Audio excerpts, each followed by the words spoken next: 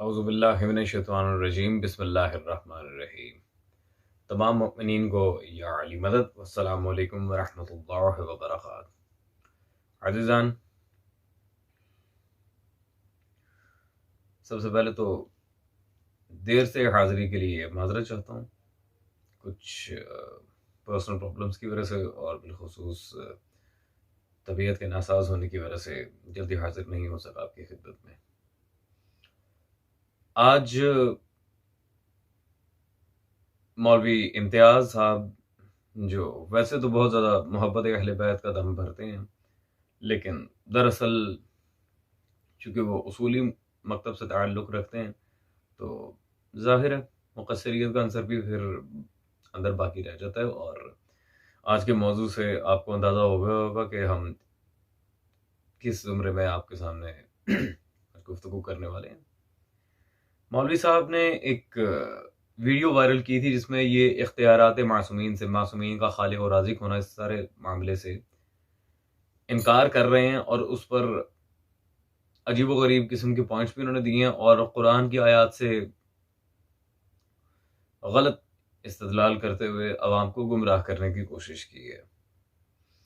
تو چلتے ہیں مولوی امتیاز صاحب کے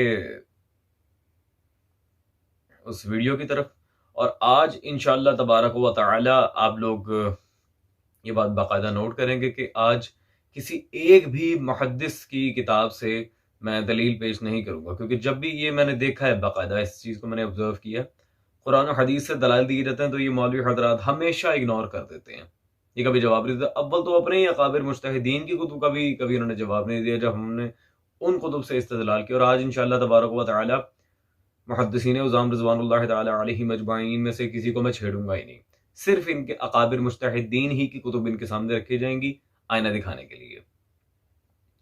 تو چلتے ہیں مولوی صاحب کی اس ویڈیو کی طرف اور یہ دیکھتے ہیں کہ آیا یہ کس لحاظ سے کیا گائیڈ کرنا چاہ رہے ہیں مؤمنین کو، کہ آیا اصلی عقیدہ کیا ہے، اور خالقیت کے اختیارات معصومین کے ہاں کیوں نہیں ہیں، نعوذ باللہ بقول ان کے۔ قرآن صراحت سے جہاں اللہ کی ربوبیت کا اعلان کر رہا ہے، وہاں اللہ کی خالقیت کا بھی اعلان کر رہا ہے، وہاں اسی صراحت کے ساتھ امیر المومنین کی ولایت کا بھی صراحت کے ساتھ پروردگار اعلان کر رہا ہے اپنے قرآن میں۔ کہیں پہ فرماتا ہے حل من خالق غیر اللہ، میرا حبیب ان سے پوچھو کیا اللہ کے علاوہ بھی کوئی خالق ہے؟ تو آگے سے جواب ملتا ہے نہیں یا رسول اللہ، خالق صرف اللہ ہے۔ یہ قانون فطرت کی طرف پلٹایا جا رہا ہے۔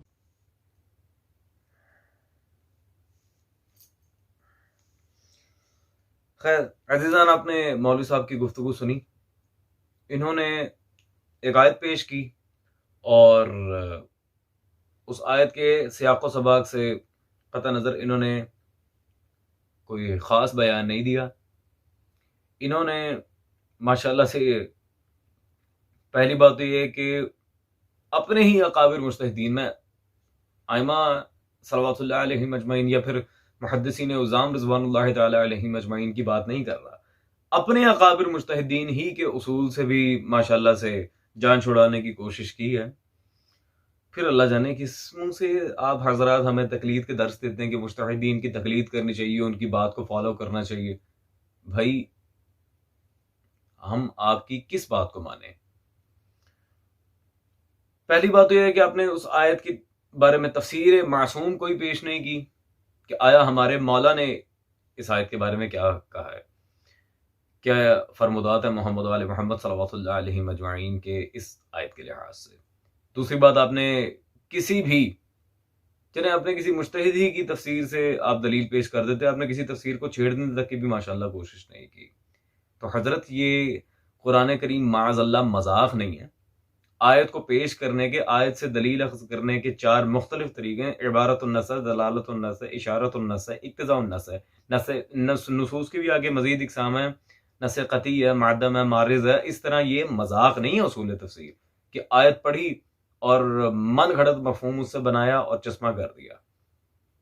قرآن سے دلیل پیش کر دیں کہ کچھ اصول ہیں، کچھ ضوابط ہیں، کچھ قرائن ہیں، ان معاملات کو مد نظر رکھتے ہوئے ہمیں قرآن سے دلیل پیش کرنی چاہیے، نہ کہ ذاتی استغفر اللہ ذاتی رنگ دینا، ذاتی معاملات پہ چسپاں کر دینا قرآن کی آیات کو۔ اور یہ ساری بات میں اپنے پاس سے نہیں کہہ رہا مولوی امتیاز صاحب، آپ کے سید المجتہدین مرحوم ابو القاسم خوئی صاحب، یہ ان کی تفسیر میرے ہاتھ میں موجود ہے، البیان فی تفسیر القرآن، یہ ابو القاسم خوئی صاحب کی البیان میں صفحہ نمبر 404 پر بالکل ابو القاسم خوئی صاحب نے وہی بات کہی ہے جو میں عرض کر رہا تھا۔ کیسے کہتے ہیں، ان آیات اور روایات سے یہ بات واضح ہو جاتی ہے کہ تفسیر قرآن کے سلسلے میں مفسرین کی ذاتی رائے پر عمل کرنا جائز نہیں ہے، چاہے یہ مفسر کوئی صحیح المسلک آدمی ہو یا نہ ہو، کیونکہ ذاتی رائے پر عمل کرنا اتباع ظن ہے جو حق سے بے نیاز کر سکتا ہے۔ آپ نے آیت پڑھ کر جو ذاتی تفسیر پیش کی ہے، آپ کے اپنے مجتہد اکبر ابو القاسم خوئی صاحب اس سارے معاملے کو کنڈیم کر رہے ہیں اور وہ کہہ رہے ہیں کہ یہ ناجائز ہے۔ حضرت یہ میں نہیں کہہ رہا، آپ کے سید المجتہدین ابو القاسم خوئی اپنی تفسیر البیان میں فرما رہے ہیں۔ جی مولوی امتیاز صاحب، اب ہم چلتے ہیں آپ ہی کے گھر کی تفسیر کی طرف۔ دوسری تفسیر بھی آپ ہی کے گھر کی پیش کروں گا۔ میں جیسا کہ عرض کر چکا ہوں، اخباری مسلک کے کسی عالم کو، جناب قلینی کو، شیخ صدوق کو میں ٹچ ہی نہیں کر رہا، آج صرف آپ کے گھر کے حوالہ جات پیش کر رہا ہوں تاکہ کل کو بھاگنے کا کوئی موقع نہ ہو اور یہ غلو شرک کے جتنے بھی فتوے ہیں وہ اس حقیر سے ہٹ کر آپ ہی کے اکابر علماء کے اوپر آ جائیں۔ یہ جو آیت آپ نے پیش کی ہے، هل من خالق غیر اللہ، اس آیت کے لحاظ سے میں آپ کے سامنے پیش کرنا چاہ رہا ہوں اسی آیت کی تفسیر میں، یہ جلد نمبر 11 میرے پاس موجود ہے، آپ کے آیت اللہ حسین بخش جاڑا صاحب کی تفسیر انوار النجف، یہ میرے پاس موجود ہے، عزیزان آپ اسکرین پر دیکھ رہے ہیں سب۔ اصولی اور اخباری تمام مسلک کے بھائیوں کو میں یہاں پر کہوں گا کہ غور کیجئے گا ذرا۔ یہ جلد نمبر 11 میں صفحہ نمبر 257 میں اسی آیت کی جو سورہ فاتر کے اندر آئی ہے، پہلے تو آیت کی طرف آپ غور کر لیں، بالکل وہی آیت ہے جو مولوی صاحب نے پیش کی تھی، هل من خالق غیر اللہ۔ یہ پہلی بات تو یہ ہے کہ یہاں پر اللہ حکم نہیں لگا رہا، سوال پوچھ رہا ہے۔ واضح اگر اللہ نے ممانعت کے لحاظ سے بات کی ہوتی تو بات کلیئر ہو جاتی، لیکن اب اس کی تفسیر اپنے پاس سے کر دینا اور آگے سے حکم آیا کہ نہیں یا رسول اللہ کہہ دیجیے استغفر اللہ ربی واتوب الیہ، آیت میں ذاتی الفاظ بھی آپ نے ایڈ کیے ہیں۔ حضرت یہ تحریف قرآن بھی ہے، جیسا کہ میں عرض کر رہا تھا قرآن مذاق نہیں ہے۔ تو خیر اس کی تفسیر میں نیچے حل من خالقن کے بارے میں علامہ طبرسی نے تفسیر مجموع البیان میں، اب یہ سارا معاملہ حسین بخش جاڑا صاحب بیان کر رہے ہیں، میری لکھی تفسیر نہیں ہے، تفسیر مجموع البیان میں، اور جو کہ بڑی مستند تفسیر ہے، اس طرح بحث کا آغاز کیا ہے کہ لفظ خالق کا اطلاق اللہ کے علاوہ کسی اور پر بھی ہو سکتا ہے یا نہیں، تو اس کے جواب میں فرمایا کہ اس کی دو صورتیں ہیں۔ الاطلاق لفظ خالق خدا کے سوا کسی پر اطلاق نہیں ہو سکتا، ٹھیک ہے، البتہ اضافت کے ساتھ غیر خدا پر بھی لفظ خالق کا اطلاق جائز ہے، جس طرح مثلا حضرت عیسیٰ علیہ السلام کی طرف مٹی سے پرندے کا خلق کرنا منسوب ہے۔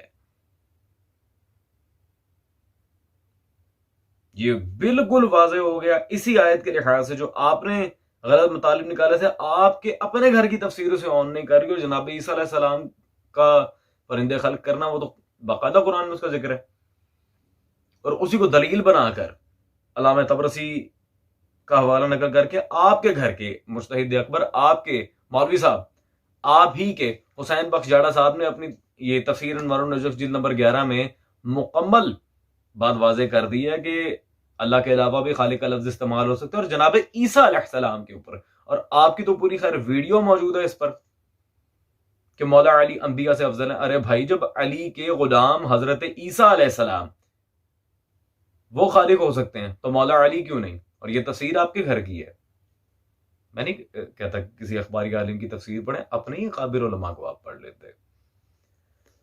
خیر عزیزان، جیسا کہ آپ نے دیکھا، انہوں نے اپنے گھر کی تفسیر کو بھی جھٹلا دیا الحمدللہ، آیت کے لحاظ سے بھی تھوڑا تحریف کرنے کی کوشش کی، اور انہی کے گھر کے جو اصول تفسیر ہیں اس کو بھی بالکل انہوں نے پرے کر دیا. تو ان کی پوری گفتگو ہو گئی مٹی. اب آگے مزید جو ایک عوام کو دھوکہ دینے کی حضرت نے کوشش کی ہے وہ کیا ہے، ہم اس کی طرف بھی چلتے ہیں اور پھر یہ دیکھتے ہیں کہ آیا حضرت کس قدر دروغگوئی سے کام لے رہے ہیں اور کتنا سو کالڈ سچ ہے ان کی بات میں. ہیو اے لک.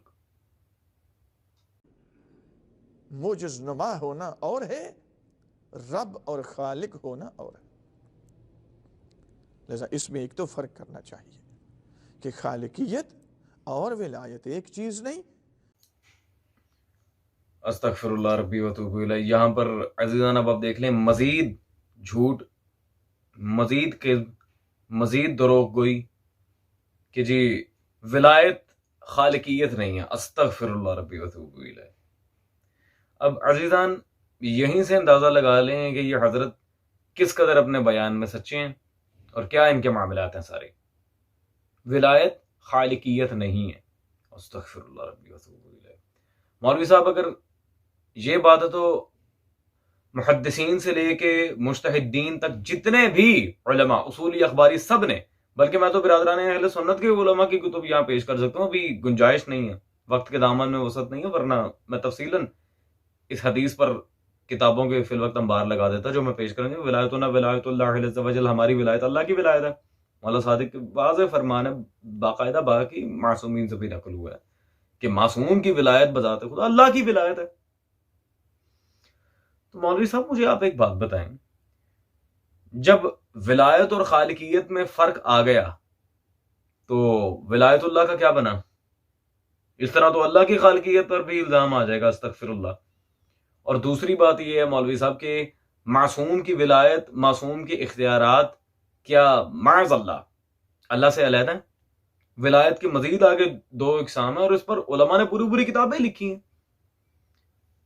ولایت تکوینی ہے، ولایت تشریعی. تشریعی ولایت یعنی کہ معصوم کے پاس پوری شرعیت کا معیار ہے. معصوم جو کہہ دے وہ شریعت، مکمل شریعت معصوم کے ہاتھ میں، ہمارے مولا کے ہاتھ میں، کسی کو شک نہیں. یہ معاملہ بھی برادران اہل سنت کی کتاب سے ثابت کیا جاتا ہے. خیر میں اس طرف آنا نہیں چاہ رہا. بھی بات کرتے ہیں تکوینی ولایت پر. تشریعی ولایت ایک الگ میٹر ہے. تکوینی ولایت کے معاملے میں واضح معصوم ولایتنا ولایت اللہ عز و جل، چاہے تشریعی ہو یا تکوینی، ہر معاملے میں ولایت معصوم ولایت خدا ہے. اور اس کی سب سے بڑی دلیل مولا علی کی حالت رکوع میں انگوٹھی خیرات کرنے والی آیت ہے، انما ولیکم اللہ. اب یہاں تین اولیاء کا باقاعدہ اللہ ذکر کر رہا ہے، اللہ، رسول اور حالت رکوع میں جنہوں نے زکوٰۃ دی، یعنی کہ حیدر کرار. شیعہ سنی تفاسیر کا انبار لگ سکتا ہے اس روایت پر بھی کہ یہ آیت فقط امیر المومنین صلوات اللہ علیہ مجمعین ہی کی شان میں نازل ہوئی ہے. اب میں آپ سے صرف ایک بات پوچھتا ہوں مولوی صاحب کہ ابھی بھی کسی بات کا کچھ شک رہ گیا؟ آپ حصر الہیہ کو توڑ رہے ہیں، کیونکہ انما عربی گرامر آپ جانتے ہیں، ظاہری بات ہے یہ جو بالکل جو مبتدی ہے، چھوٹا سا بچہ جو عربی گرامر سے آشنا ہے وہ بھی یہ بات جانتا ہے کہ انما عربی میں کلمہ حصر ہے. اب آپ حصر الہیہ کو توڑ رہے ہیں، یعنی کہ آیت کے سارے مطالب کو خارج کر رہے ہیں. بھائی ولایت معصوم ولایت خدا ہے اور یہ ساری موالات کے ایک دوسرے سے علیحدہ نہیں ہے، اللہ نے حصر میں رکھا ہے ان کو. انما ولیکم اللہ، آیت یہاں سے سٹارٹ ہو رہی ہے، پھر رسول خدا، پھر مولا علی، اور یہ اکٹھے ہیں، اس میں کوئی قبل و بعد تو نہیں ہے. تو آپ کیا نعوذ باللہ من ذالک اللہ کو بھی خالقیت کے اختیار سے خارج کر رہے ہیں؟ کیونکہ ان کی ولایت تو ایک ہی ہے. کچھ خدا کا خوف کریں مولوی صاحب. بات کہنے سے پہلے انسان کو سوچ لینا چاہیے کہ یہ بات کہاں تک جائے گی. اس طرح تو توحید ہی ختم ہو جاتی، بھائی دین ہی ختم، تو دین ہی ختم ہو جاتا بندہ خدا. خیر اب معصومین نے، بالخصوص مولا علی نے، جن خطبات میں خود کو خالق ارشاد فرمایا ہے، ان خطبات کے اس بات پہ آپ ہی کے گھر کے مجتہدین اور علماء نے پوری کتابیں لکھی ہیں.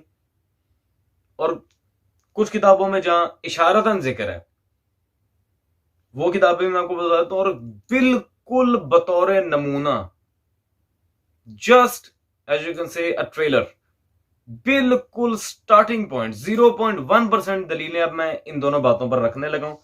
پہلی بات یہ جی عبدالرسول زین الدین صاحب کی کتاب ہے خطب النادرہ، مولا علی کے خطبات کے اوپر جو لوگ اعتراضات کرتے ہیں انہوں نے سند وغیرہ سب کچھ بیان کر کے اس بات پہ پوری کتاب لکھی ہے ان خطبات میں جس میں مولا علی نے اپنے آپ کو خالق فرمایا. دوسری یہ محمد بن محمود دہدار شرازی صاحب کی کتاب خطبہ البیان بین اثبات والرد، یہ انہوں نے بھی پوری کتاب لکھی ہے. آپ ہی کے گھر کے مجتہد ہیں بھائی، میں کچھ نہیں کہہ رہا. اینڈ موسٹ امپورٹنٹ پوائنٹ، علامہ حسین بخش جاڑا کی ابھی تو ہم نے تفسیر پیش کی تھی، ان کی دوسری کتاب ہے مجالس الفاخرہ. اس میں علامہ حسین بخش جاڑا کی آل محمد کے لحاظ سے مجالس ریکارڈڈ ہیں. اس میں حسین بخش جاڑا صاحب نے پتہ نہیں ایسے کتنے واقعات ذکر کی ہیں جن سے یہ سارے امور ثابت ہوتے ہیں.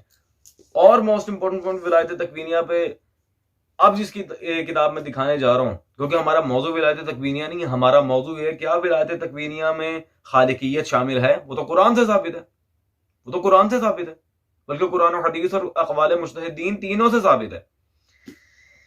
خیر، اشارتاً اس معاملے کو مزید ذکر کیا مرحوم خمینی صاحب نے اپنی کتاب پرواز در ملکوت میں.